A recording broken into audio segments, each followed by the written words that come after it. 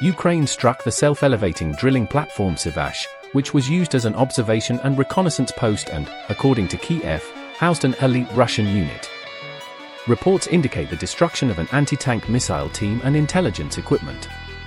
According to the Ukrainian Armed Forces, the strike was carried out using a combination of aerial and naval, kamikaze drones, meaning both airborne strike drones and autonomous or semi-autonomous naval munitions were used.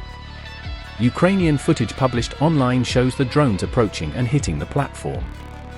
The goal was to disable observation, hydroacoustic, and electronic reconnaissance posts around Crimea, reducing the enemy's ability to monitor activity in the northwestern part of the Black Sea. Ukrainian military sources report the elimination of personnel and destruction of equipment.